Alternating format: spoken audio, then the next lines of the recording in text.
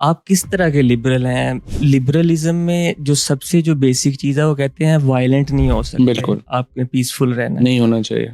आपकी reportedly 3 noun cases हैं जिसमें आप वायलेंट हुए हैं, जिस पे आपने हाथ भी उठाया। आपने मुबशर लुकमान साहब पे थप्पड़ मारा और तब आप गवर्नमेंट में थे, मिनिस्टर थे और मुबशर नहीं, लुकमान क्यों मारा था? क्यों मारा था? आपको ये भी नहीं पता तो आपने फिर रिसर्च करनी चाहिए था। शोएब शाहीन साहब ये शोएब शाहीन साहब से मेरी गलती थी। वो वहाँ पे मैंने जेन्युइनली रिग्रेट दैट पीटीआई में इज्जत डिमांड करना बड़ा मुश्किल काम है। तो अगर इनको भुगतना पड़ेगा, ये तो अभी वक़्त के नशे में बिल्कुल ही दूर बैठे हुए हैं। देखिए, ये अभी तक ऐसा नहीं हुआ कि जिन्होंने इस तरह की जाली पुलिस एनकाउंटर किए हों, वो फिर बाद में निकल गए। हुआ ही नहीं कभी। आप देखें, कराची में जिन्होंने किए थे, उनका वो एक-एक बंदे को चुन-चुन के अगलों ने बदले लिए। इलीमा खानम को चेयरमैन पीटीआई बनाना कैसा है? तो तबाहकुन होगा। रीमा खान जो है वो इसके लिए कट आउट ही नहीं है। हर बड़ा डिसीजन इमरान खान ने खुद लिया। इमरान खान के अगर आपसे मैं पूछूं कि सबसे बड़ी 3 गलतियां कौन सी रही हैं? एक ही गलती थी, तो गलती थी लोकल गवर्नमेंट ना कर। इंडियंस को तो बड़ी था, उससे बड़ी प्रॉब्लम थी नरेंद्र मोदी को। हमने पीटीआई को एक ऐसी ताकत बनाया है कि जो कि हुकूमत में आ सके। मुझे लगता है ये गलत है फैसला। 17 अरब रुपए के इश्तिहार दिए हैं नून लीग ने मीडिया को। क्या आपके वैसे राय है बाबर के बारे में? देखिए, अभी? इतना अच्छा टेक्निकली इतना जबरदस्त प्लेयर पाकिस्तान में और कोई हुआ ही नहीं इतने अरसे से। आज हमारे साथ बात करने के लिए यहाँ मौजूद हैं सीनियर सियासतदान और साबिका वफाकी वजीर जनाब फवाद चौधरी साहब। फवाद साहब, आपको वेलकम जी, करते हैं। अस्सलाम वालेकुम। कैसे हैं आप? हाँ जी, शुक्र। ठीक हैं? जी, बेहतरीन। फवाद साहब, क्या आप लिबरल हैं? हर पढ़े लिखे आदमी को लिबरल होना चाहिए, जहाँ पे आप जो है वो दूसरी नुक्ता नज़र जो है उसका तहज़ीब से जो है वो उसमें रहें, उसमें दूसरे रिलीजन्स का एहतराम जो है वो आप कर सकें, मुख्तलिफ नुक्ता नज़र को अप्रिशिएट कर सकें। इसको ही लिबरलिज़्म कहते हैं और ज़ाहिर है कि हर पढ़े लिखे आदमी को लिबरल होना चाहिए। आप किस तरह के लिबरल हैं? मतलब जेन्युइन लिबरल हैं या सिलेक्टिव लिबरल हैं? आज एक फैशन आजकल चला हुआ है कि जो चीज़ हमें सूट करती है उसमें हम लिबरल बन जाते हैं, जो चीज़ सूट नहीं करती उसको हम उसकी आड़ ले लेते ये हैं। वो तो डेफ़िनेशन हर आदमी की डिफरेंट होगी। डेफ़िनेशन ज़ाहिर है कि एक कॉम्प्रिहेंसिव डेफ़िनेशन कोई मैथ तो नहीं है ना। ये तो एक पॉलिटिकल थ्योरी है। पॉलिटिकल जो थ्योरीज़ होती हैं वो कोई मैथ की तरह 1+1 तो नहीं होंगी ना, डिफरेंट होंगी। और लिबरलिज़्म में जो सबसे बेसिक चीज़ है वो कहते हैं वायलेंट नहीं हो सकते। बिल्कुल। आपने पीसफुल रहना है। नहीं होना चाहिए। आपकी रिपोर्टेडली 3 नाउन केसेज़ हैं जिसमें आप वायलेंट हुए हैं, जिस पे आपने हाथ भी उठाया है। तो ये तो सिलेक्टिव लिबरलिज़्म हो गया नहीं, कि सिलेक्टिव लिबरलिज़्म नहीं है।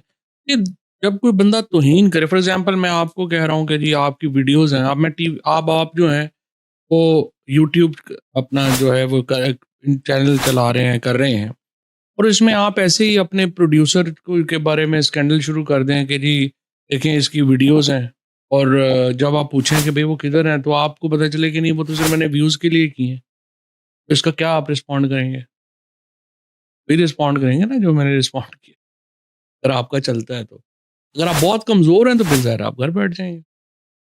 आपने मुबशर लुकमान साहब पे थप्पड़ मारा और तब आप गवर्नमेंट में थे, मिनिस्टर थे हुँ। और मुबशर नहीं, लुकमान क्यों मारा था? क्यों मारा था? आपको ये भी नहीं पता तो आपने फिर ये जो रिसर्च करनी चाहिए ना। वीडियोज़ का जो आप हाँ, कह रहे हैं ये, बिल्कुल। लेकिन मैं व्यूअर्स के लिए पूछ रहा हूँ कि आपने क्या वजह नहीं, बनी? व्यूअर्स को भी पता है ना, सिंपल यही है ना। मैंने आपको इससे पहले कहा कि आप अपनी रेटिंग्स के लिए इस तरह की बात कर दें, या आप इस तरह तो नहीं कर सकते। ह्यूमिलिएट तो नहीं करने की इजाज़त हो सकती। ये तो कोई लिबरलिज़्म नहीं है कि मैं आपको ह्यूमिलिएट करता जा रहा हूँ और आप मुझसे एक्सपेक्ट करेंगे कि मैं घर पे बैठा रहूँगा या चुप करके बैठा रहूँगा, ये तो नहीं हो सकता। लेकिन आप कोई डेफेमेशन, आप लॉयर हैं, आप कोई केस कर वो भी सकते मैंने थे। किया था, उस पे भी फिर माफ़ी माँगी उन्होंने। समी इब्राहिम साहब पे दोनों पे किया था, दोनों ने माफ़ी दोनों ने माँगी माफ़ी माँगी। और शोएब शाहीन साहब? नहीं, शोएब शाहीन साहब से मेरी गलती थी। वो वहाँ पे मैंने जेन्युइनली रिग्रेट दैट और शोएब शाहीन साहब जो हैं वो पास एक वाक़या हो गया, वो अनफॉर्चुनेटली नहीं होना चाहिए था। मैंने उनके भाई से भी माज़रत की है और अब मैं उनके उनके पास भी इंशाल्लाह जाऊँगा। पहले उनकी तबीयत नहीं थी ठीक, इसलिए मैं नहीं गया। मैं अब इंशाल्लाह इन साहब से वली। रिलीजन के हवाले से आप काफ़ी ज़्यादा आपको कंट्रोवर्शियल बना दिया जाता है। हर बंदे का अपना नुक्ता नज़र है। आपका क्या ओवरऑल पॉइंट ऑफ व्यू है इसको? बिल्कुल मेरा वाज़ेह नुक्ता नज़र है, पाकिस्तान की जो रिलीजियस इंटरप्रिटेशन है, वो कायद-ए-आज़म मोहम्मद अली जिन्ना कर गए हैं। और वो इंटरप्रिटेशन है जो कि तुर्की में हो रही है, जो अब यूएई में है, जो इवन अब सऊदी अरेबिया में है, वो एक प्रोग्रेसिव मोतदल जो है वो रिलीजन की है। ये तो हमें यहाँ पे ये जो कबायली चिमट गए हैं, वो हमें कहते हैं कि आप हमारे रस्म और रिवाज को मज़हब माने। भई हम पंजाबी या सिंधी, ये जो सारी एथनिसिटीज़ हैं या जो हम शहरों में, हम तो आगे निकल गए हैं, हम कबायली थोड़े ही हैं। हम कैसे ये बात मान सकते हैं कि लड़कियां जो है उनको उनकी पढ़ाई जो है वो इस्लाम के खिलाफ है? हम कैसे ये बात जो है वो मान लें कि लड़कियां काम नहीं कर सकती, बाहर नहीं आ, और ये एक्चुअली बच्चों के साथ जो उनका सलूक है, बेसिकली जो जहालत पे ये जो इस्लाम की डेफिनेशन जो कबायलियत यहाँ पे करती है, ये तो रसूलुल्लाह सल्लल्लाहु अलैहि वसल्लम का कि जब नबूवत आई है उससे पहले का इस्लाम था, जो ये उससे पहले क्या मज़हब हैं जो हमें बताना चाहते हैं। इस्लाम तो इनके खिलाफ आया था, इन रसूम के खिलाफ। तो हम तो एक मोतदल प्रोग्रेसिव रिलीजियस इंटरप्रिटेशन को देखते हैं, उसी को ही हम चाहते हैं कि यहाँ पे भी इन्फोर्स हो। पाकिस्तानी कोई आपके ख्याल में तुर्कों से ज़्यादा बड़े मुसलमान हैं या कोई अरबों से ज़्यादा बड़े मुसलमान हैं? हमने अपनी ही एक बना लिया है कि जो कबायली हैं वो हमें कहते हैं कि जी अफ़गानिस्तान का इस्लाम जो है वो यहाँ पे, ये तो नहीं हो सकता। ये तो ज़्यादा से ज़्यादा क्या होगा, हम जैसे सारे लोग फिर अगर ये आपने इस्लामिक इंटरप्रिटेशन करनी है, तो ये लोगों को अगर हमने नहीं रोका, ये तो हमारी तहज़ीब के खिलाफ है। हम तो रह ही नहीं सकते इनके साथ। सियासत में जब भी कोई मज़हब की बात होती है, आपका फ़ौरन कोई इस हवाले से कोई बयान आ जाता है। अभी कुछ 2-4 दिन पहले भी आपने एक सुहेल अफरीदी के हुँ। हवाले से भी ये बयान दिया कि एक तो लड़के मज़हबी टच देना शुरू कर हाँ। देते हैं। क्या सियासत, जब हम कहते हैं कि सियासत को इबादत है, इबादत तो इस्लाम में ही मज़हब में ही होती है ना? नहीं तो आपके ख़्याल में जो जेयूआई के अपोज़िशन है वो काफ़िर है? नहीं, नहीं, काफ़िर तो कोई नहीं, नून लीग वाले काफ़िर हैं? कोई तो काफ़िर फिर नहीं है। आप उनके ऊपर क्यों ये बयान दे रहे हैं कि आप जो है जी तौहीन के मुर्तकब हो गए हैं? आप पीटीआई के अपने लोग, देखिए मसला ये है कि हम अपने लिए कहते हैं कि हर चीज़ जो है वो जायज़ है, दूसरों के लिए हर चीज़ नाजायज़ है। पीटीआई के क्या हमारे दोस्त जो हैं वो इधर नेशनल असेंबली में पेपर फाड़ के नीचे नहीं फेंकते? उनके ऊपर अल्लाह रसूल का नाम नहीं लिखा होता? वो जायज़ है। केपी में अगर जेयूआई या पीएमएलएन के या पीपल्स पार्टी के लोग, खून तो है ही नहीं, पीपल्स पार्टी के लोग जो हैं वो फाड़ के फेंकें तो आप उन पे फतवा लगा दें। क्या आप हम ये नहीं होना चाहिए सियासत में कि मैं ये समझूँ कि मैं तो बड़ा मुसलमान हूँ और मेरे मुखालिफ काफ़िर हैं। नहीं, इस तरह तो सियासत नहीं हो सकती। आपको टॉलरेट करना पड़ेगा, पॉलिटिक्स के अंदर इश्यूज़ हैं जो आते हैं, और अगर आप हर चीज़ में फिर मज़हब को लेके आते हैं, उससे तलख़ियाँ बढ़ती हैं और आपने सोसाइटी का बेड़ा गर्क कर दिया है। और अनफॉर्चुनेटली केपी में ये ज़्यादा प्रॉब्लम है। केपी में आप देख लें ना कि ये अफ़गानिस्तान के अंदर आपने वीडियो देखी होगी, जहाँ पे एक टीचर को सज़ा दी जा रही है कि उसने ऑनलाइन बच्चियों को क्यों पढ़ाया। केपी से आप एक लीडर मुझे बता दें जिसने उसकी मज़म्मत की हो। कम उम्र शादियों का जो बिल है, बलूचिस्तान में भी पास हो गया है, तो केपी में नहीं पास हुआ। ये केपी में लोगों को सोचना पड़ेगा, वहाँ की लीडरशिप को, जिस तरह से वो पीछे रह गए हैं, और उसमें मैं समझता हूँ कि बहुत अनफॉर्चुनेटली जो हमारी 80s की एस्टैब्लिशमेंट है, उसने पूरी सोसाइटी को जो तबाह बर्बाद किया, उसका बड़ा नुकसान हुआ है। और अब केपी को बड़ी जो है वो जद्दोजहद की ज़रूरत है। और यहाँ जो पेशावर, मर्दान के इलाके हैं, ज़ाहिर है कि ये मुख्तलिफ हैं कबायली इलाकों से, लेकिन ये भी अब उधर जा रहे हैं। वहाँ के असम्बली में मेंबर्स आते हैं, वो उनके कोई ओपिनियन ही नहीं है, कोई बात ही नहीं करते वो इन इश्यूज़ के ऊपर। और अनफॉर्चुनेटली कोई भी सोसाइटी जो औरतों को नहीं मानती है, बराबरी का हक नहीं देती, तालीम को अहमियत को नहीं समझती, अ, वो एम्प्लॉयमेंट के बराबर मौके को अहमियत नहीं देती, तो मुझे बताइए वो कैसे आगे जाएँगे? आप ये जो ट्राइबल एरियाज़ हैं इवन बलूचिस्तान में, अब आप देखें, आप लाहौर क्यों तरक्की करता है? कराची क्यों तरक्की करता है? न्यूयॉर्क क्यों तरक्की करता है? San Francisco, Los Angeles, Paris, London क्यों तरक्की करते हैं?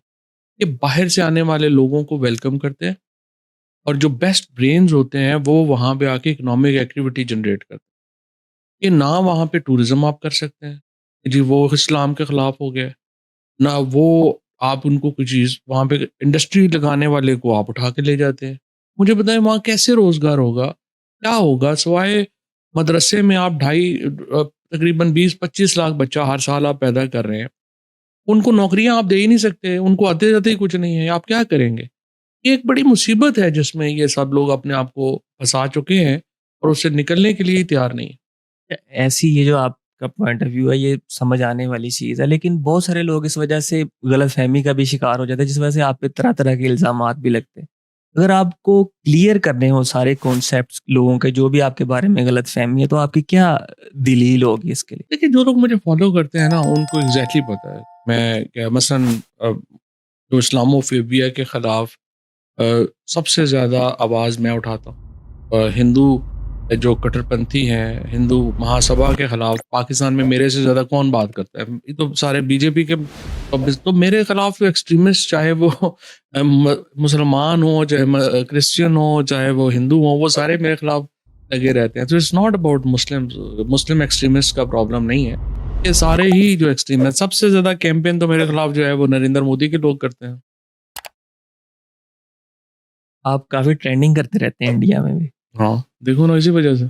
उनका मीडिया भी काफ़ी आपकी स्टेटमेंट को ख़ास तौर पे उठाया जाता है वो वहाँ पे। बिल्कुल, क्योंकि मैं वहाँ पे मुसलमानों के राइट्स की बात करता हूँ, यहाँ पे मैं अक़लियतों के राइट्स की बात करता हूँ, यूरोप में मुसलमानों के राइट्स की बात करता हूँ। तो जो लोग वहाँ के एक्सट्रीमिस्ट हैं, वो वहाँ पे पीछे पड़े रहते हैं। यहाँ वाले एक्सट्रीमिस्ट हो के मैं यहाँ की अक़लियतों की बात करते हैं, तो यहाँ के पीछे।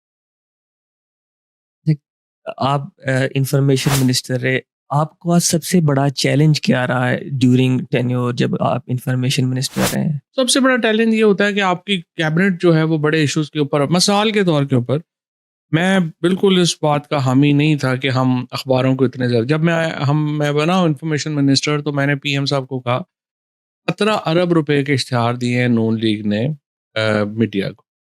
मैंने उनसे अर्ज़ की कि देखें ये तो गरीब मुल्क के ऊपर बिल्कुल ही ज़ुल्म है और मीडिया अपना मॉडल बनाए।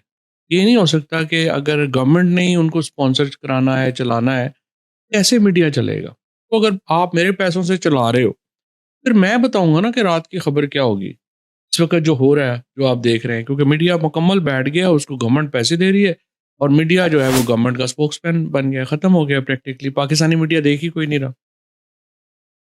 ये चीज़ मैं 2018 से कह रहा था, ये मीडिया का मॉडल बिल्कुल तबाह कर दिया है। एक तो शेख रशीद साहब ने बहुत बड़ी गलती की उस वक़्त परवेज़ मुशर्रफ साहब ने, कि इन्होंने अखबार वालों को ही टीवी दे दिया, आपकी मोनोपोलीज़ क्रिएट होगी। दूसरी बात ये थी कि आपको चाहिए ये कि एक इंडिविजुअल ओनरशिप में मीडिया ना हो। मीडिया की ओनरशिप होनी चाहिए कंपनी के पास, तो पब्लिक लिमिटेड कंपनी हो और फिर उसको प्रोफ़ेशनल लोग मैनेज करें। अनफॉर्चुनेटली जो मीडिया मालिकान का प्रेशर था, उसके नतीजे में प्राइम मिनिस्टर साहब ने जो मेरी बातें थी वो नहीं मानी। अगर वो हम मान लेते 2018 में आज पाकिस्तान का मीडिया मॉडल बिल्कुल डिफरेंट। आपको as an information minister media की तरफ से कोई दबाव या ब्लैकमेलिंग का सामना रहा है? रोज़ ही दबाव रहता है। कोई इनमें ना कोई पैसे जमा करवाता है, अपने पैसों का हिसाब देते नहीं है। 5 साल से है ही नहीं। ये तो सारा मीडिया है ही ब्लैकमेलिंग पे चलता है और क्या हो रहा है। यहाँ पे कोई मीडिया का कोई वो कॉन्सेप्ट तो है नहीं, कुछ नहीं। सारा जो मीडिया के जो सारे तो प्रॉपर्टी डीलर्स ने तो मीडिया बना लिया है। असल काम तो मुझे बताइए ना 2-3 के अलावा किसी का मीडिया तो काम ही नहीं है। वो क्यों कर रहे हैं? आपको सबसे बड़ी किस तरह की ब्लैकमेलिंग का सामना रहा है? क्या ब्लैकमेल आपको क्या कर इश्तिहार कहते दे होंगे? दें, फलाना इश्तिहार दे दें। मैं जब इन्फॉर्मेशन मिनिस्टर बना तो एक हमारे बड़े सीनियर एडिटर हैं, अब इंतकाल हो गया उनका तो नाम नहीं लेता। वो मेरे पास आए और उन्होंने मुझे कहा कि जी ये 90 अखबारें इनको तकरीबन 35 अखबारें हैं, इनको 90 लाख रुपए का महीने का जा रहा है ऐड। तो आपने मेहरबानी करनी है कि इसको कंटिन्यू कराना है। सीनियर एडिटर तो 90 लाख रुपए में से 30 लाख रुपए महीना जो है वो आप ले लें, 30 लाख जो है वो हमें दे दें और इस तरह से ये जो है 60 लाख हमें दे दें, 30 लाख आप ले लें या समथिंग लाइक। वो अखबारें थी रोज़नामा चीख, रोज़नामा फलाना फलान, भूत, चुड़ैल इस टाइप जिनको डमी कोई ना अखबार। डमी अखबार जानते ही कोई नहीं। क्या मैंने कहा यार ये क्या हो रहा है, ये तो कैसे इश्तिहार क्यों यार मुझे तो नहीं इतना इश्तिहारों का पता था डिस्ट्रीब्यूट कैसे होते। मैंने उसी दिन जाके सारे इश्तिहार जो हैं अगले दिन मैंने उन अखबारों के जो है वो भी कैंसिल किए, और मैंने जाके डाला कि तमाम इश्तिहार जो हैं वो इंटरनेट के ऊपर जाएंगे, यानी जिस जिसको ऐड इशू होगा वो इंटरनेट पे अवेलेबल होगा कि किस किस को क्या क्या ऐड जो है वो गया है। जिस दिन मैं हटा हूँ पहला काम ये हुआ कि वो इंटरनेट से वो जो पहले डिस्प्ले होता था वो ख़त्म हुआ। तो ये तो रोज़ की और बात ये है। ऑफर आपके पास आपके कुलीग मिनिस्टर लेके आए थे? नहीं, नहीं, नहीं, नहीं, ये एडिटर थे एक सीनियर। ख्वाजा साहब, आप काफ़ी प्रोमिनेंट नाम थे कैबिनेट में भी। आप इस आप बयान भी देते थे, आप पे एकदम नज़र भी जाती थी। जो प्रोमिनेंट लोग होते हैं उन पे हनी ट्रैप का भी काफ़ी उन पे होते हैं, हमलावर लोग होते हैं, हनी ट्रैप भी करते हैं। आपको कभी ऐसा एक्सपीरियंस या कभी कोशिश की गई हो आप पे? हनी ट्रैप से मतलब? मतलब जैसे ख़वातीन का इस्तेमाल किया नहीं, वो जाता मेरी है बीवी बड़ी ब्लैकमेलिंग के डाडी लिए। है, वरना तो ट्रैप तो हो ही जाए, लेकिन अब क्या करें। आप पे ट्रैप कभी कोशिश की गई है? नहीं, वो हो नहीं सकता ना, इतनी डाडी बीवी होवे तो की बंदा होने। अच्छा, एक और जो अभी भी जो पीटीआई है इमरान खान के मुखालिफ हैं, जब वो क्रिटिसाइज़ करते हैं तो वो कहते हैं कि इमरान खान तो हर चीज़ जनरल फैज़ और जनरल बाजवा से पूछ के ही करते थे। इसमें कितनी हकीकत है? कितने परसेंट वो उनसे पूछ के करते थे, या क्या कुछ पूछते भी थे या नहीं? क्या असल इसमें सच क्या है? हर बड़ा डिसीजन इमरान खान ने खुद लिया, बिल्कुल फ़िज़ूल जो बात है। टॉप के डिसीजन हैं अगर आप बता दें सबसे तो? बड़ी बात, आपने फ़ॉरेन पॉलिसी चेंज की। फ़ॉरेन पॉलिसी चेंज करने का अगर कोई एक शख्स इसको क्रेडिट जाता है तो वो इमरान खान। बस साढ़े 3-4 साल हमारे यहाँ बिल्कुल अमन रहा। उसके बाद आपने जो जनरल बाजवा चाहते थे बहुत ज़्यादा कि हिंदुस्तान के साथ हम तो आर्टिकल 370 की जो प्रोटेक्शन ख़त्म होने के बाद भी ताल्लुकात बहाल किए, इमरान खान नहीं माने।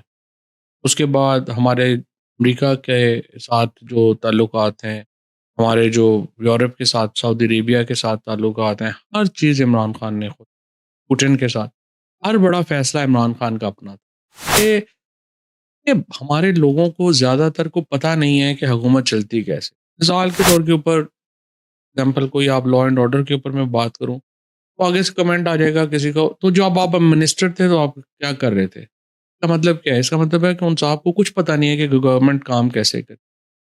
मैं इन्फॉर्मेशन मिनिस्टर हूँ, तो मैं सूबे की लॉ एंड ऑर्डर तो नहीं जस्ट चला सकता। वो एक कॉम्प्लेक्स सिस्टम है जिसमें एक पार्टी जो है वो कैबिनेट का। तो मैं एक और भी बात आपको बता दूँ, हमारी जैसी गवर्नमेंट के अंदर प्राइम मिनिस्टर भी 10 काम ऐसे हैं जो खुद नहीं कर सकते। उसके लिए उसको फौज की मदद चाहिए, उसके लिए उसको कैबिनेट की अप्रूवल चाहिए, इत्तेहादी चाहिए, 10 चीज़ें हैं जो चाहिए। मिसाल के तौर के ऊपर लोकल गवर्नमेंट लगाने के लिए इमरान खान ने, असद उमर ने और मैंने क्या कोशिश नहीं कर ली, लेकिन खान बुज़दार और पंजाब की कैबिनेट ने नहीं होने दिया। डिले करके सर ये कर लें, हम अगले महीने कर देंगे, ये हो जाएगा, वो हो जाएगा, उन्होंने नहीं होने दिया। तो आप बेशुमार चीज़ें, ये गवर्नमेंट इतनी पेचीदा एक अमल है कि उसमें ये नहीं है कि आप कोई डिक्टेटर नहीं है या कोई आपको अकबर बादशाह नहीं बैठा हुआ कि उसने कहना है और नहीं होना तो गर्दन काट देनी है। कॉम्प्लेक्स इशू, लेकिन मेजर पॉलिसी साज़ी इमरान खान की हुकूमत में इमरान खान ने। एक और बड़ी बहस होती है कि जो नून लीग वाले हैं वो कहते हैं नवाज शरीफ साहब ज़्यादा बाइख्तियार थे, पीटीआई वाले कहते हैं इमरान खान ज़्यादा बाइख्तियार थे। अगर कंपैरिजन करें, जो नवाज शरीफ का 2013 से बाद का टेन्योर था और इमरान खान साहब के 3.5, ज़्यादा आपके ख्याल में एज ए पॉलिटिकल एनालिस्ट कौन ज़्यादा पावरफुल था? ये पाकिस्तान के जो 76 साल है ना, उनमें जो इक्विलिब्रियम है वो चेंज होता रहा है। हमारे यहाँ कभी एस्टेब्लिशमेंट का रोल ज़्यादा होता है, कभी सिविलियंस का रोल ज़्यादा होता है।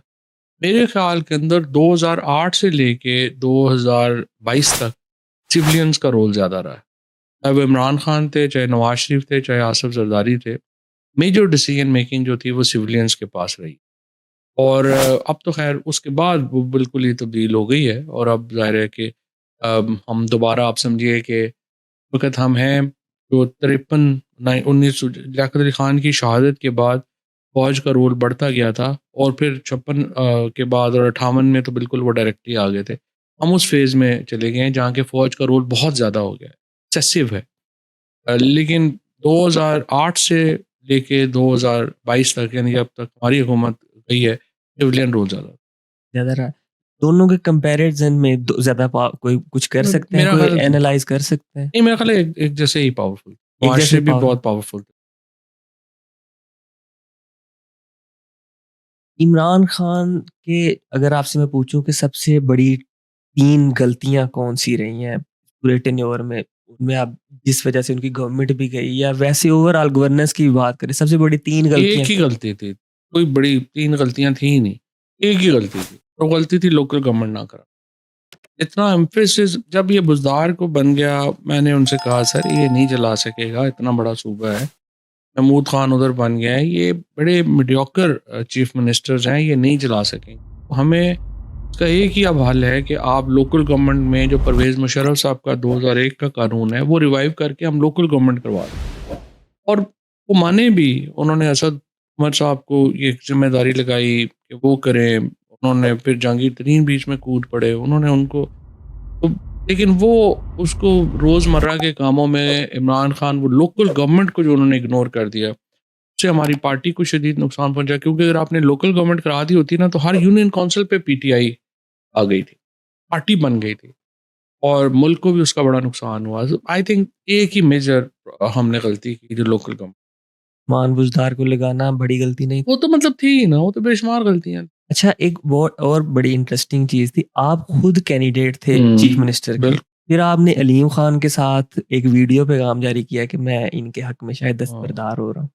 वो क्यों? अगर आप कॉम्पिटिशन में रहते हो सकता है आप सीएम बन जाते। नहीं, कंपटीशन की बात नहीं थी।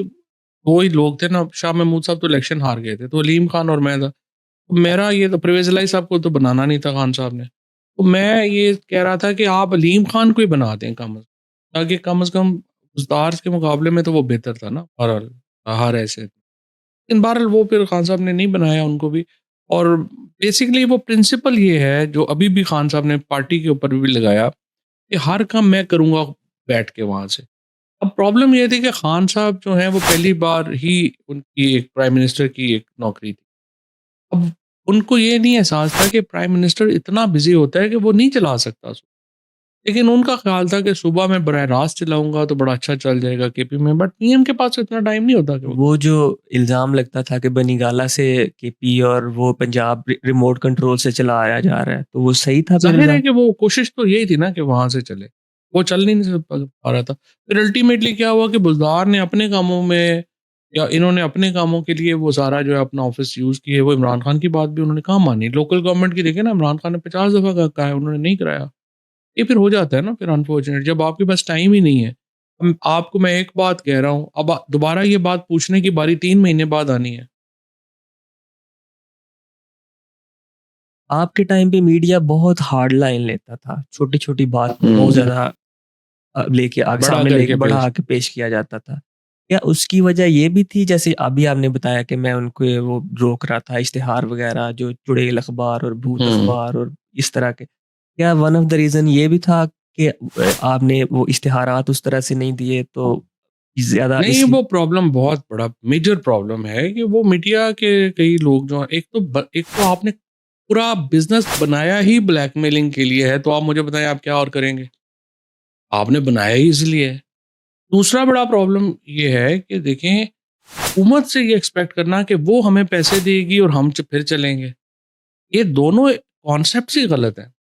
और ये जब भी सिविलियन गवर्नमेंट आती है, उसका ये एक मेजर प्रॉब्लम होता है जो उसको फेस करना। और अनफॉर्चुनेटली देखा ना, मॉडल आपका इतना ख़राब हो गया फिर कि पूरी दुनिया के अंदर जो रिपोर्टर्स होते हैं सबसे हाईली पेड वो लोग होते हैं। हमारे यहाँ एंकर सबसे हाईली पेड है, इंडिया की तरह हमारे यहाँ इंडिया का भी मॉडल हमारी तरह ही है। तो वहाँ पे गोडी मीडिया जो है वो आ गया है सारा, यहाँ पे जो है ये सारा मीडिया आ गया। अनलेस हम इसको सिंगल ओनरशिप ख़त्म करें, कंपनीज ओनरशिप करें और लोग जो हैं उनको पता हो कि हमें पैसे कमाने पड़ेंगे, तब हम जो है वो रेलिवेंट होंगे, तो वरना अदरवाइज़ तो मीडिया तो बैठ गया है। फ़वाद साहब आप अगर एक पिक्चर बनाएँ अपने दिमाग में पोस्ट बेल या रिहाई के बाद वाला आप कैसा इमरान खान चाहेंगे? ये इमरान खान को पहला बात तो ये है कि मैग्नानिमस होना, जातियाँ तो बहुत हुई। जुल्म तो बहुत हुआ। लेकिन देखिए हम नेल्सन मंडेला को देखते हैं, तो हमें एहसास ये होता है कि आपकी magnanimity of a leader makes him great. तो ग्रेटनेस के लिए इमरान खान को जो है वो एक मैग्नेनिमस होना और स्पेस जो है वो भी तभी उनको जो है वो मिले। आई होप कि वो आज इतना जुल्म जातियाँ हुई हैं उनको बुलाने की और जो है वो ताकत। इमरान खान आम तौर पे बहुत ज़्यादा जल्दी में रहते थे। उनको किसी का वेट मैंने उनको हार्डली कभी करते हुए देखा। मैंने आपका उनको वेट भी करते हुए देखा। क्या आप इतने इम्पोर्टेंट क्यों थे इमरान खान साहब के लिए? No it's very kind. हमेशा उन्होंने बड़ी जो है वो मेहरबानी की है, कोशिश की है। देखिए हम जो कोशिश है जो आपके सामने ही है कि पीटीआई तो 1997 से चल रही थी। लेकिन जब हम लोग आए हैं तो हमने पीटीआई को एक ऐसी ताकत बनाया है कि जो कि हुकूमत में आ सके।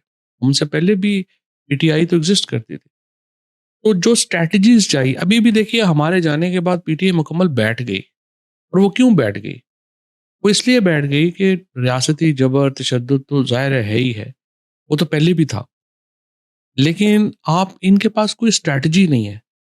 आपको रोज़ हिकमत अमली बनानी होती है, आपको रोज़ एक पॉलिटिकल मूव बनानी होती है, आपने एक चीज़ जो है वो उसको शेप अप करना है। तो वो चीज़ें जो हैं आपने करनी है और उसको कैसे आगे लेके जाना है। इमरान खान का एक और जो एडवांटेज है फ्रैंकली इन लोगों के ऊपर जो कि शरीफ और जरदारी साहबान जो हैं, ये इनकी मीडिया के मतलब जो सोच है वो 90s में है। ये अब भी एक कॉलम कह देंगे फलाने कॉलम देखा आपने उसने मेरे हक में लिख दिया उसने लिख दिया। दे डोंट रियलाइज कि कॉलम आप कौन पढ़ता है। लेकिन इमरान खान तो बहुत एडवांस है परसेप्शन मेकिंग में या नैरेटिव मेकिंग में। तो इमरान खान से बड़ा आदमी दुनिया में शायद ही कोई हो। और ये सिर्फ मैं पाकिस्तान की बात नहीं कर रहा। आप देखिए नरेंद्र मोदी को जब उन्होंने हिटलर से तशबीह दी और कहा कि ये बेसिकली जो पॉलिसीज़ है हिंदुआता जो है इट्स अ मॉडर्न जो है वो नाज़ी। ये नाज़िज़्म है। उससे वो हिल के रह गया एक दफ़ा। और ये इमरान खान ही कर सकते थे। क्योंकि उनका जो नैरेटिव मेकिंग है इमरान खान जैसी बड़ी वो कोई और नहीं कर सकता। अच्छा, एक चीज़ आप कन्फर्म कर सकते हैं कि जब इमरान खान ट्वीट करते थे हर रोज़ ये हिटलर, मोदी और ये जब वो उधर से कश्मीर से उन्होंने वो ख़त्म किया है, तो क्या किसी दोस्त मुल्क की तरफ से कोई पैगाम इमरान खान साहब को आया था कि आपके हम ताल्लुकात बेहतर तभी होंगे जब आप पहले ये अब जो रोज़ ट्वीट करते हैं, जो बयान देते हैं, इतना सख्त बयान नरेंद्र मोदी के खिलाफ देते हैं, पहले इनको आप बंद करें, इनको ख़त्म करें बयानात नहीं देना? वो तो इंडियंस को तो बड़ी था उससे बड़ी प्रॉब्लम थी नरेंद्र मोदी को। मेरा मेरा ख्याल है डेफिनेटली उनको आया क्योंकि एक होगा। खबर आई थी उस टाइम कि ये वाला पैगाम क्योंकि नरेंद्र मोदी ने बहुत इन्वेस्ट किया उनके मीडिया ने एक विश्व गुरु हाँ और एक बड़ा leader global leader global represent leader. और इमरान खान भी एक बहुत बड़ा नाम है जब वो ट्वीट करते थे तो और ये चीज जो नाजिज्म बिल्कुल और ये मगरिब के वैसे भी बहुत करीब है ये बिल्कुल चीज बिल्कुल तो बिल्कुल। वो एक खबर आई थी कि शायद उनके हाँ पैगाम आया कि आप ये हो बंद सकता है करें। मुझे पर्सनली नहीं पता लेकिन आया होगा क्योंकि काफी इमरान खान ने हिला दिया था मोदी को ये करके। आपकी इमरान खान साहब के साथ सबसे अगर यादगार जो सबसे जो आप भूलते नहीं कभी अकेले भी अगर आपको कोई बात याद आ जाए तो मुस्कुरा अच्छी तो मेमोरीज बताएं। बहुत मेमोरीज हैं खान साहब के साथ। तो हमारा तो 10 साल दिन रात जो है वो उनके साथ गुजरा है। और बहुत सारी जो बातें हैं उनकी वो बिल्कुल समझिए कि वो तो एक हमारे तो टीचर भी थे उस्ताद भी थे लीडर भी थे और हैं। और बहुत उनके साथ जो हैं वो यादें हैं। और बहुत चूँकि उनके साथ तो एक बड़ी खुली-डुली गपशप थी, कम सेंस लोगों ऑफ के ह्यूमर साथ। उनका बहुत अच्छा था। बहुत आम लोगों को नहीं पता उनको लगता है इसे वो नहीं, बहुत नहीं, सख्त है इमरान लेकिन खान तो बिल्कुल सेंस ऑफ ह्यूमर बहुत बहुत जबरदस्त। क्या वो असल में ये जो सारी क्रिकेट टीम है ना हमारी, इसका एक ख़ास जो है ना वो कल्चर है, ये बहुत बड़े जुगतबाज़ हैं। मुझे याद है एक दफा उधर बैठे हुए तो मस्जिद का इफ्तिताह कर रहा हुँ। था ना तो खान साहब ऐसे मजाक में आप नहीं थे उधर तो फैसल फैसल जावेद कहते हैं कि वो फवाद चौधरी साहब से इफ्तिताह करवाते हैं। और सब कहते हैं, "ओह! फवाद गया, नहीं, नहीं, नहीं, मैंने नहीं करना।" कुछ इस तरह से ना बड़ा वो शुगर मैं उधर मौजूद था उस टाइम। बिल्कुल। उनके बहुत था। अच्छा, एक और आपकी बड़ी इंटरेस्टिंग एक स्टेटमेंट थी कि आपने एक दफ़ा कहा कि मैंने और शायद खान साहब का मुझे याद आ गई बात, एक दफ़ा हम बैठे थे तो वो एक सिंध के एक दोस्त थे, तो वो पीटीआई में शामिल हुए, इमरान इस्माइल लेके आए। तो उसने बाद में बात करते हुए कहा कि सर मुझे और कोई टिकट वगैरह नहीं चाहिए और मुझे कोई पीटीआई से चाहिए, सिर्फ मैं चाहता हूँ मेरी इज्जत हो पार्टी में। तो खान साहब इमरान को देखते हैं और कहते हैं, she now is getting unreasonable. PTI में इज्जत डिमांड करना बड़ा इज़्ज़त बड़ा मुश्किल मुश्किल मुश्किल काम है। काम है। अ, आप एक और बड़ी इंटरेस्टिंग स्टेटमेंट थी एक दफ़ा आप कह रहे थे कि मैं तो शायद परवेज़ खट्टक को अब कहा है कि बेहतर है हम चुप ही रहा करें क्योंकि हम जब भी हमें लगता है कि इमरान खान कोई गलत डिसीजन ले रहे हैं, तो लेकिन वो नहीं, ये हर खट्टक दफ़ा साहब ने मुझे कहा था, खट्टक साहब ने खट्टक कहा साहब था। ने हाँ। कहा कि हमें लगता है कि ये गलत हाँ, डिसीजन ले रहे हैं लेकिन वो हमेशा सही सही साबित होता है। ये था जब असेंबलियाँ जो है तोड़ने का था, तब खट्टक साहब ने कहा, यार मुझे लगता है ये गलत है फैसला और हमें नहीं अपनी जो है वो इस्तीफे नहीं देने चाहिए। लेकिन मुसीबत ये है कि जब भी मुझे लगता है कि इमरान खान गलत फैसला कर रहा है, वो बाद में वो सही निकल आता है, मैं गलत हो जाता हूँ। तो मैंने फैसला किया कि मैं तो चुप ही रहूँगा। वैसे असेंबलियाँ तोड़ने से एक बात याद आई कि आप पे अभी भी तक आप स्पेशली आप पे बहुत इल्ज़ाम ये आम लोग भी अगर आप अब जो सियासत पे थोड़ी बहुत नज़र रखते हैं, उनसे वो कहते हैं फवाद चौधरी साहब का सबसे ज़्यादा रोल था असेंबलियाँ तुड़वाने में। तो ये आपके क्रेडिट पे है या डिस्क्रेडिट करती है ये बात आप? देखिए, पहली बात तो ये है कि अभी भी आप मुझे बताएँ पीटीआई कर क्या रही है? एक दिन आप असेंबलियों में पार्लिमानी पार्टियों से बाहर आते हैं, दूसरे दिन आप इनकलाब करना चाहते हैं, तीसरे दिन आप पॉलिसी कोई नहीं। अगर आपने मुज़ाहमत करनी है, तो फिर देखिए आप निज़ाम के अंदर रह के तो नहीं मुज़ाहमत कर सकते, फिर आपको निज़ाम से बाहर आना पड़ता है। अब आपने असेंबलियाँ जब तोड़ी, उसके बाद आपने क्यों तोड़ी? आपने तोड़ी, आपको इलेक्शन मिले, आपको इलेक्शन मिल गए।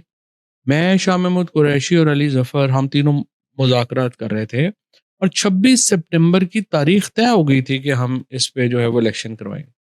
तो हमने जो असेंबलियाँ जिस मकसद के लिए तोड़ी थी, वो हमने हासिल कर लिया। जो चीज़ समझ नहीं आई, उसके बाद हम डॉक्टर आरिफ अलवी साहब के पास गए और प्रेसिडेंट हाउस में पूरी ही पार्टी हमारी जो सीनियर लोग थे वो वहाँ पे इकट्ठे थे और हर शख्स का ख्याल था कि इमरान खान को कन्विंस करें कि ये वो एक्सेप्ट करें 26 सितंबर की डेट।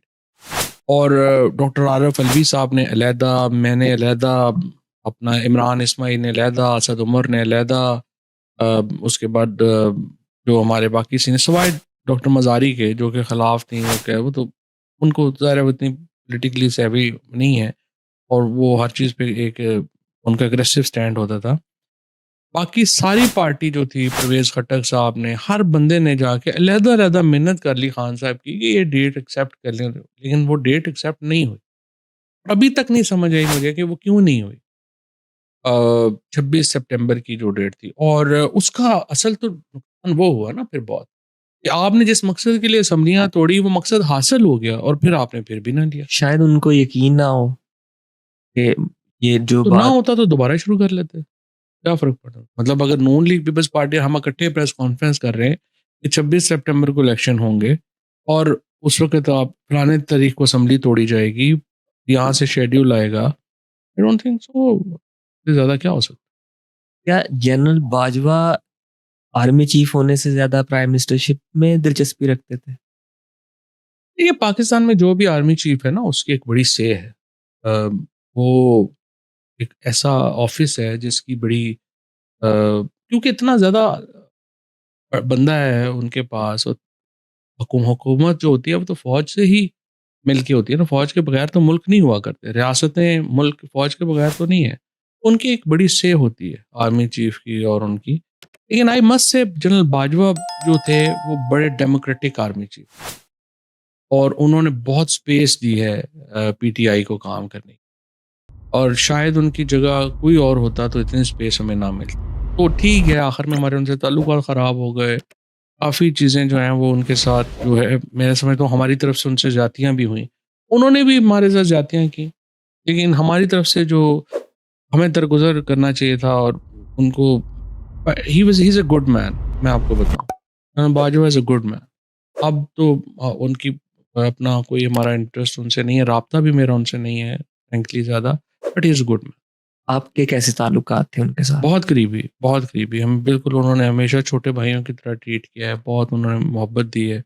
आखिर में ख़राब भी हो गए थे, काफ़ी उन्होंने जो है वो उन काफ़ी उनकी ज़रा ख़्वाहिश हो जाती थी ना, वो एक थे ज़रा वो आप किस समझिए वजह से कि खराब हुए थे?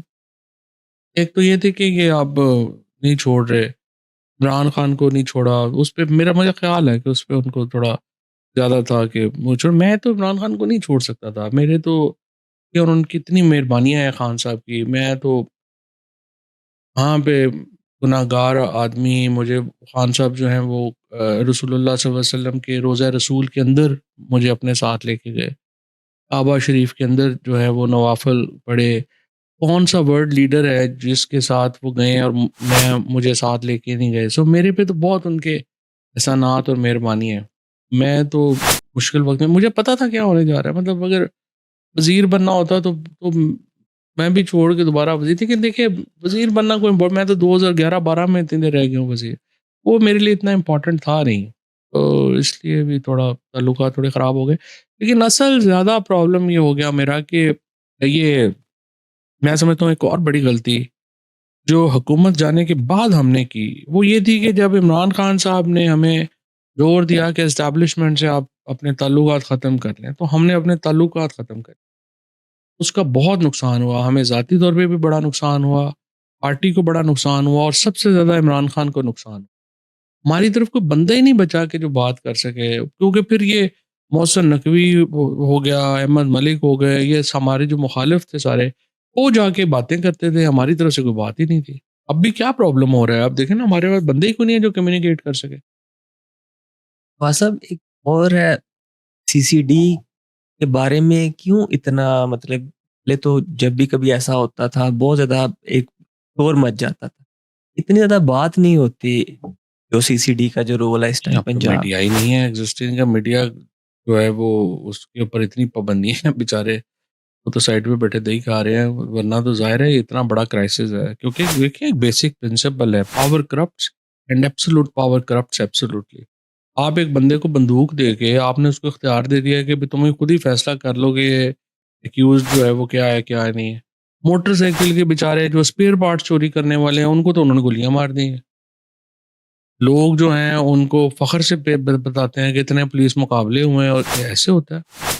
ये तो खैर इनको भुगतना पड़ेगा, ये तो अभी वक़्त के नशे में बिल्कुल ही दूर बैठे हुए हैं। देखें ये कभी अभी तक ऐसा नहीं हुआ कि जिन्होंने इस तरह के जाली पुलिस एनकाउंटर किए हों, वो फिर बाद में निकल गए हों। हुआ ही नहीं कभी। आप देखें कराची में जिन्होंने किए थे उनका वो एक-एक बंदे को चुन-चुन के अगलों ने बदले लिए। बड़ा गलत कर रहे हैं और मैं तो मरियम बीबी को, मरियम औरंगज़ेब को, इन लोगों को मैं कहता रहता हूँ जहाँ पे इनके कोई वाक़फ़ मिले कि ये आप लोग you are playing with the fire. Active role आप प्ले करें अगर इसमें, आप एक बड़ी आवाज़ हैं मैं कोई। तो कर ही रहता हूँ, मैं तो रोज़ इसको मुखालफत कर। आपके ख़्याल में परफेक्ट फ़ॉरेन पॉलिसी क्या है पाकिस्तान इस की? वक़्त बड़ी परफेक्ट जा रही है। आई थिंक जनरल आसिम साहब को, सीटीएफ को, शहबाज शरीफ साहब को अगर हम ये क्रेडिट ना दें कि उन्होंने फ़ॉरेन पॉलिसी इतनी बैलेंस्ड और इतनी इफ़ेक्टिव फ़ॉरेन पॉलिसी पाकिस्तान की हिस्ट्री में इससे पहले मेरा नहीं ख़्याल कि हम किसी से कंपैरिज़न कर, हम अयूब खान के दौर से शायद आप कंपैरिज़न कर सकते हैं। लेकिन उस वक़्त भी हमारे सोवियत यूनियन से ताल्लुकात बड़े ख़राब। लेकिन अभी भी अफ़गानिस्तान से काफ़ी ताल्लुकात ख़राब हैं। अफ़गानिस्तान से तो बड़ी गेम में इतना मैटर नहीं करता, वो हो जाएगा ठीक। अभी देखिए ना पाकिस्तान ने ये जो किया है, इस वक़्त पाकिस्तान वो वाहिद मुल्क है और वाहिद लीडरशिप है, जो तेहरान जाते हैं तो लोग उन्हें खुले बाजुओं से रिसीव करते हैं, वो सऊदी अरेबिया जाते हैं तो उन्हें वेलकम किया जाता है। वो अमेरिका से रोज़ बात कर सकते हैं, वो ईरान से रोज़ बात कर सकते हैं। तो ये बड़ा यूनिक पोज़ीशन है, चाइना से रोज़ बात कर सकते हैं। I think it's a very unique position Pakistan has attend. और अब जो यूएई और सऊदी अरेबिया की जो लड़ाई शुरू हो गई है गल्फ़ में, पाकिस्तान की एक इम्पॉर्टेंट पोज़ीशन हमेशा के लिए हो गई। क्या ये स्ट्रोक ऑफ लक है या जेन्युइनली लोगों की वजह से ऐसी सिचुएशन में है नहीं, हमें पाकिस्तान। हर पॉइंट मौके तो मिलते हैं, लेकिन उन मौकों से फ़ायदा उठाना ही असल चीज़ है ना, तो इन्होंने फ़ायदा उठाया है, तो ज़ाहिर है क्रेडिट तो जाता आप क्रिकेट के भी बहुत शौकीन हैं और बहुत ज़्यादा आपके कमेंट भी आप करते रहते रहते हैं क्रिकेट पे। अगर हम आपसे एक ऑल टाइम ग्रेट ओडीआई 11 बनवाएँ, आपके 11 में कौन-कौन होगा? ओपन आप किससे कराएँ? पाकिस्तान की ऑल टाइम ग्रेट ओडीआईज़ 11। देखिए, हमारे तो जो उस वक़्त थे ऑल टाइम जो फ़ेवरेट्स हैं, पाकिस्तान की ओडीआई पाकिस्तान की ओडीआई ऑल टाइम ग्रेट बनानी है। उसमें ओपन आप पहले चुनेंगे, मेरे 11 ख़्याल खिलाड़ी आपने में चुनने हैं हाँ, मेरे टोटल। ख़्याल में मोहसिन और सईद अनवर जो हैं वो ओपनर होंगे। नंबर 3 नंबर 3 के ऊपर 1 डाउन में ज़हीर अब्बास। अ, उसके बाद 2 डाउन में आप ले आएँ जावेद मियांदाद। 3 डाउन जो है वो आप ले आएँ इंज़माम उल हक।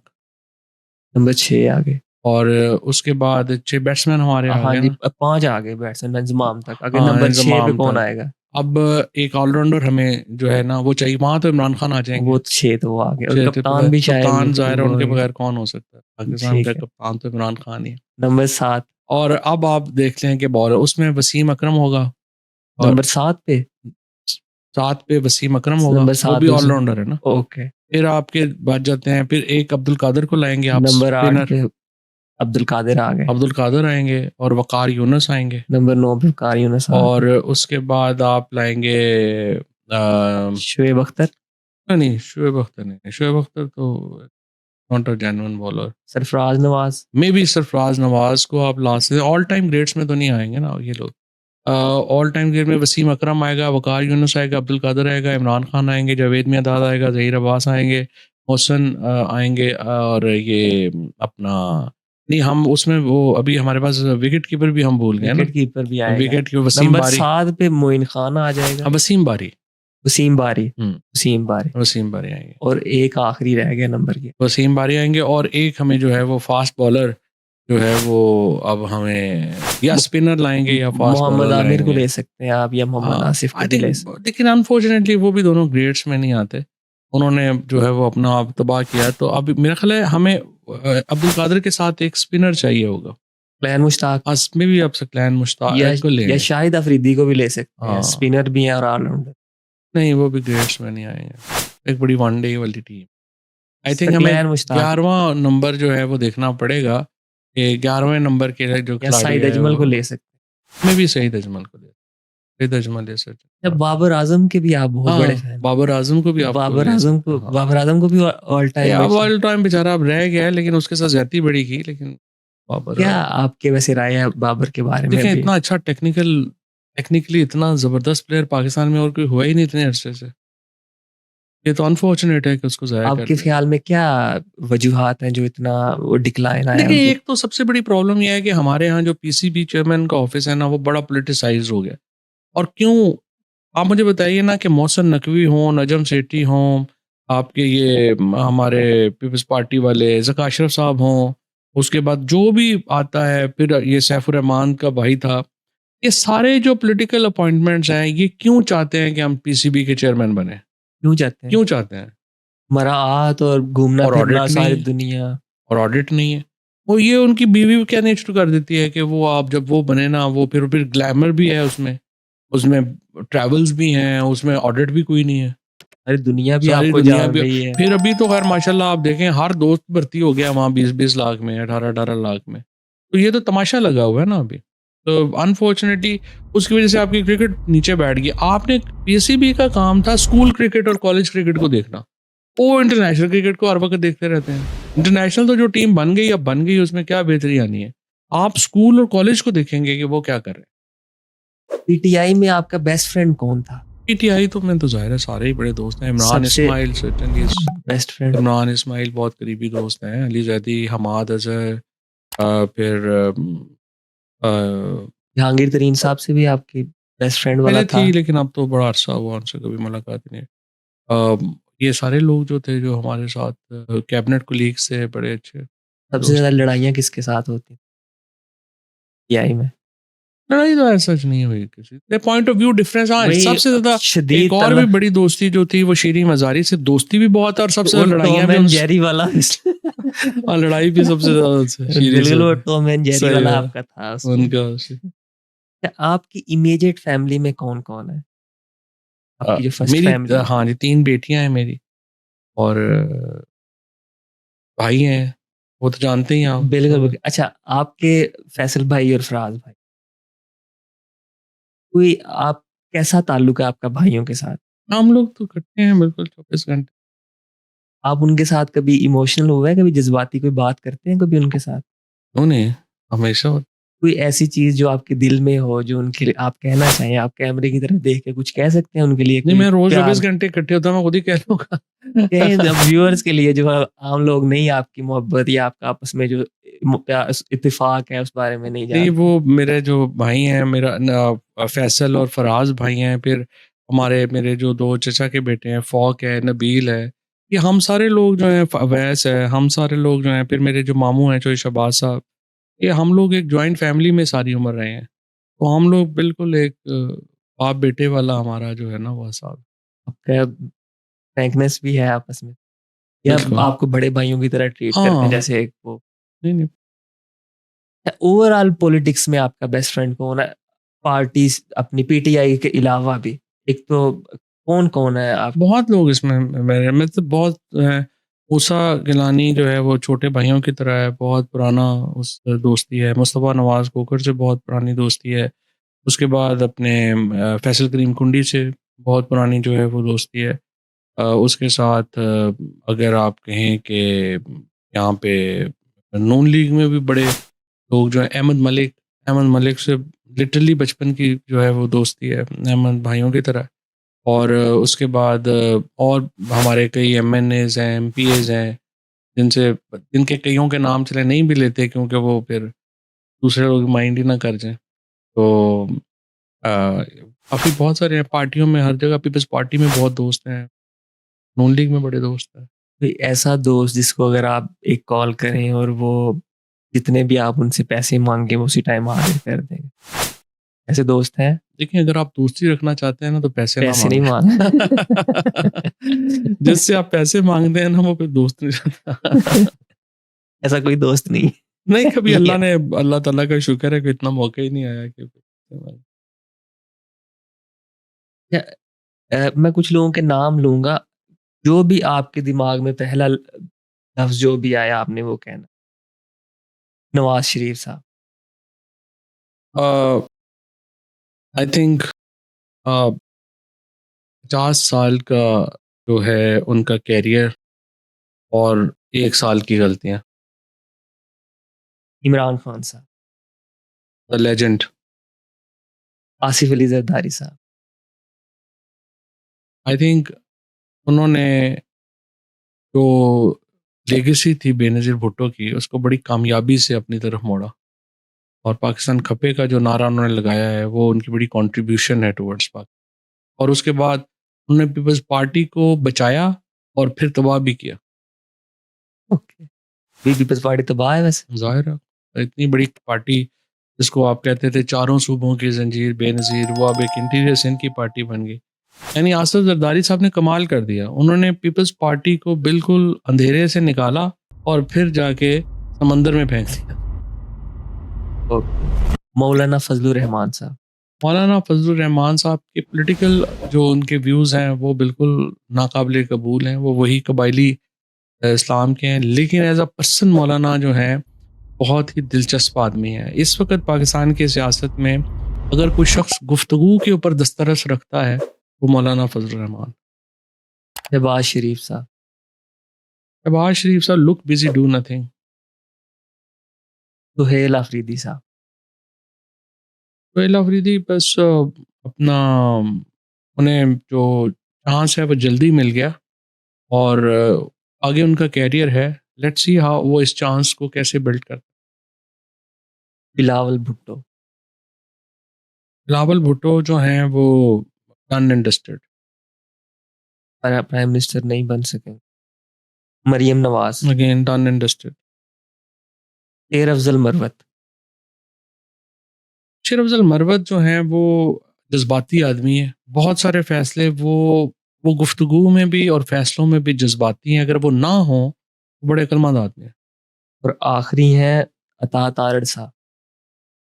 अता तारड़ ऑनरेबल आदमी है और बहुत हमें जो है वो मुझे छोटे भाइयों की तरह अज़ीज़ हैं। लेकिन somehow I think lack of experience उनका है मिनिस्ट्री चलाने में।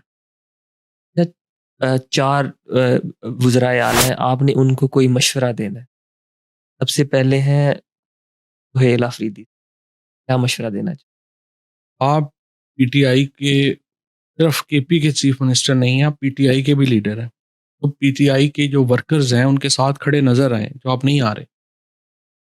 मरियम नवाज़ साहिबा, मरियम बीबी जो हैं, वो उनको मेरा ये ख़्याल है कि वो वज़ारत आला उनसे नहीं चल पा रही, वो किसी और को आगे करें पंजाब में, क्योंकि इससे उनका अपना इमेज शदीद डैमेज हो रहा है।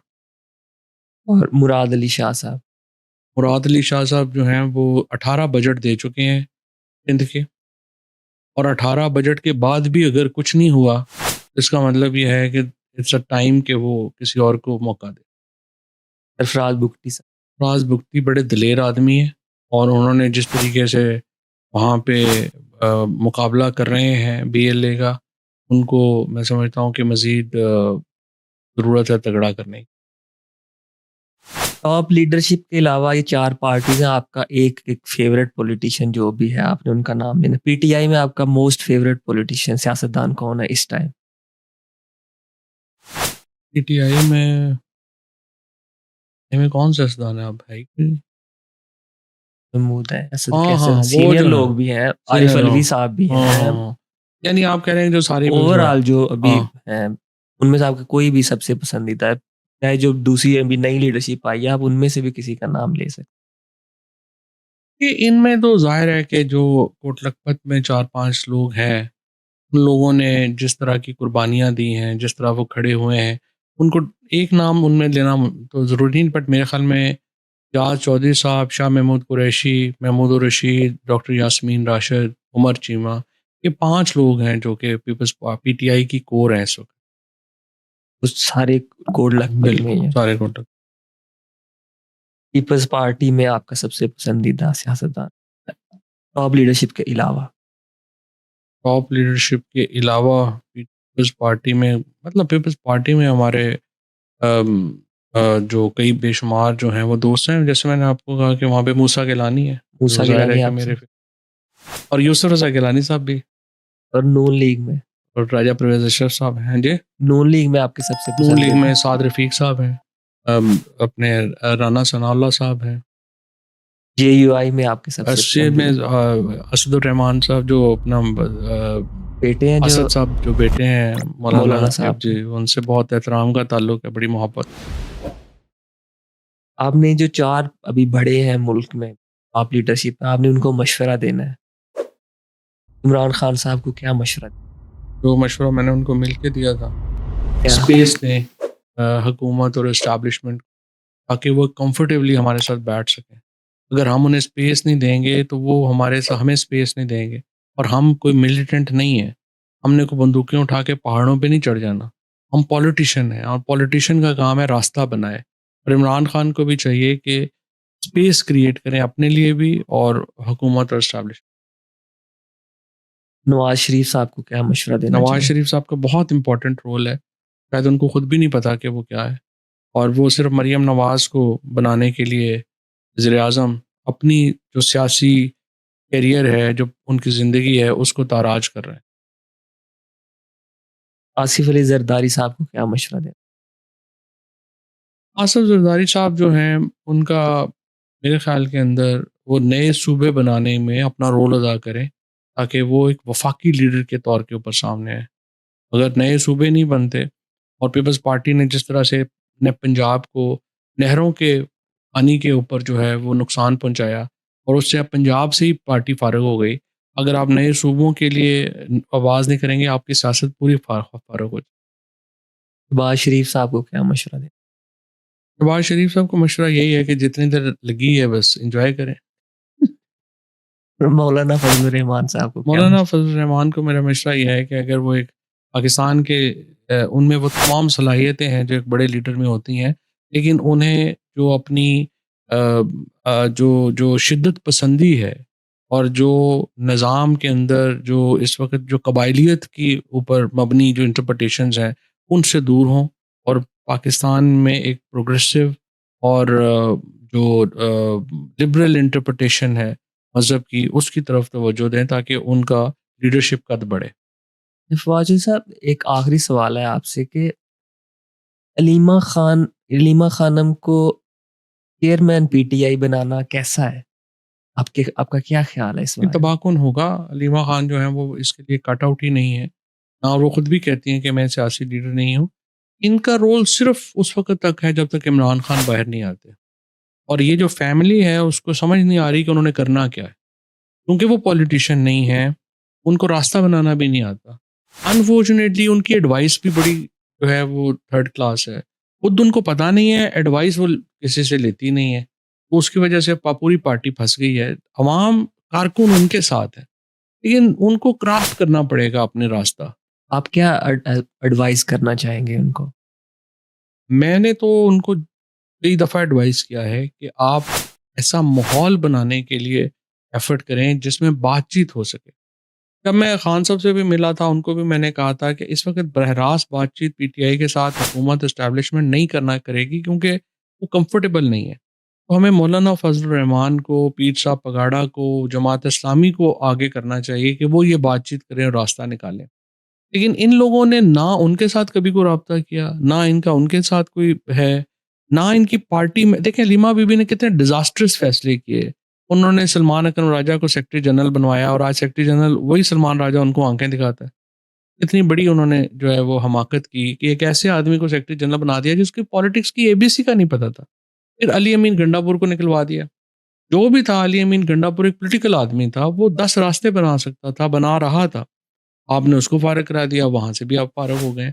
आप इस तरह की जो डिसीज़न मेकिंग है हलीमा बीवी को अकेले नहीं करनी चाहिए अनलेस उनकी एक पॉलिटिकल एडवाइस हो उनको तो फिर वो चलेंगी, अदरवाइज़ तो पार्टी को तो बिल्कुल बेड़ा गर्क हो गया। अली अमीन बेहतर ऑप्शन थे चीफ मिनिस्टर के देखिए लिए। वो डेफ़िनेटली वो बेहतर ऑप्शन इसलिए थे ना कि वो पॉलिटिकल आदमी थे, वो पैसे भी लगा सकता था, बात भी कर सकता था, ताल्लुक भी था किसी से। सोहेल अफरीदी तो बिल्कुल एक यंगस्टर हैं, उनको पता भी नहीं है करना क्या है और अभी क्या सुहेल आफरीदी के आने के बाद मज़ाहमत का जो स्टैंडर्ड था, लाइक पहले तो यहाँ तक बातें आ गई थी कि शायद इमरान खान के निकालने तक की बातें हो रही थी। लेकिन अभी उसके बाद तो यहाँ तक बात आ गई है कि सिर्फ़ मुलाकात ही करवा दें। क्या वो मज़ाहमत का स्टैंडर्ड बहुत नीचे नहीं आ गया? खत्म हो गया, मुज़ाहमत तो रही ही नहीं है, अब तो बिल्कुल कोई प्रेशर नहीं है एस्टेब्लिशमेंट पे, हुकूमत पे। फवाद चौधरी साहब, आपने हमें टाइम दिया, आपका बहुत शुक्रिया। थैंक